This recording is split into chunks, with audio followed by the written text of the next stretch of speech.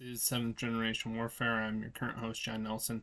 Last night I did a video called What the Current War Has Taught Me, in which I talked about how my perspective on conflict is so divergent from the people in society talking about the Palestine and Israel conflict.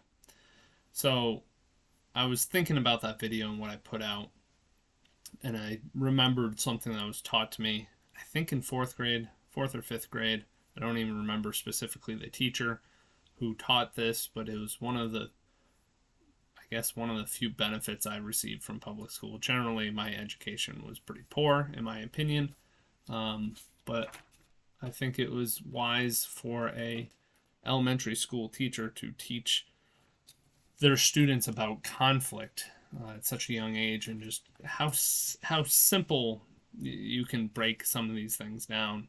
And I realized other people might not have viewed it this way, so I decided to do one of my little visualization videos with a quick little sketch to show what it is.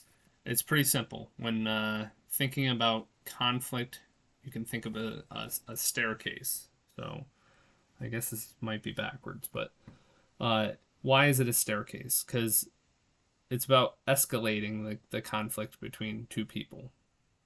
So each person, the first person does something that is escalatory between them and another person. They call them a name, they disrespect them in some way. The tread of the stair is the pause, the chance for the other party to decide how they're gonna react. And in some videos, sometime we'll talk about the OODA loop. Maybe that would apply here. But there's always a pause, and if you're human, you're not just acting on instinct. You are present in your mind and your actions, and you have the ability to choose what you do next. And so when it comes to conflict and escalating conflict, so the first person did something, there's a pause, the next person going to escalate it again. Maybe they were called a name. Maybe they go and they push the person. There's a pause. How's that person going to react to being pushed? Oh, maybe they punch them in the face. There's how are you going to react to being punched in the face? Maybe you pull out a gun, and you can see how it could escalate.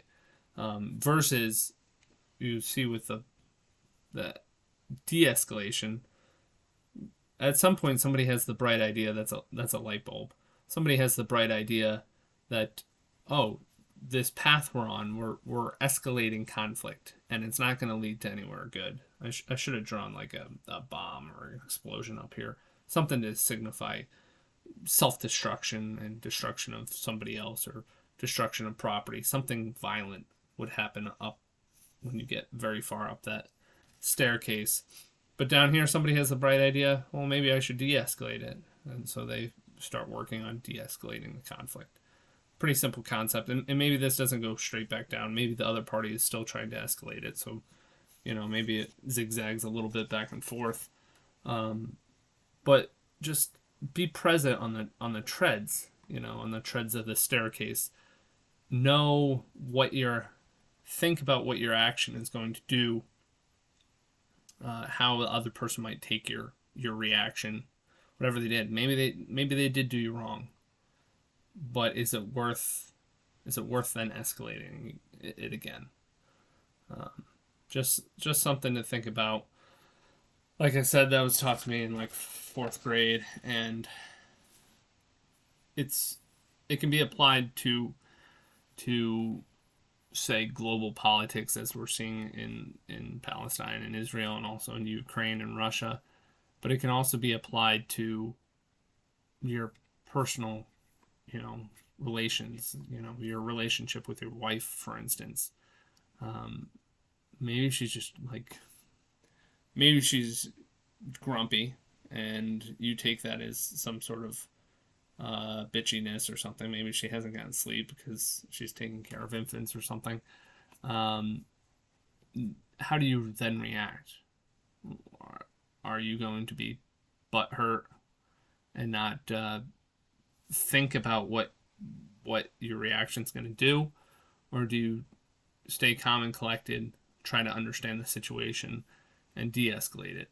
Because certainly that's how a lot of spousal arguments. I don't argue very much with my spouse, but when I see other people arguing with their spouses, it's something small snowballing. So another way to look at it would be, a snowball rolling down a hill, and it's packing on more snow as it goes down. Um, but each person's just refusing to be the better person and start to de-escalate it. They all think that perhaps it's driven by pride or something similar, that they have to try to get the upper hand, that they have to try and get the upper position. But ultimately, it's not going to lead to anywhere good. So why do you want the upper hand? Like it's like playing a game of chicken. Two cars driving at each other and who turns first, or driving a car towards a cliff or whatever and seeing who brakes first. Um, like, congratulations if you're willing to go closer to destruction than somebody else. Like, that's not a very good attribute to have. So when you start feeling conflict arising, just think of a set of stairs, and realize that at every action, a person has a choice to either continue to escalate it or to de-escalate the conflict. That's all I wanted. Simple video, but hopefully it helps you.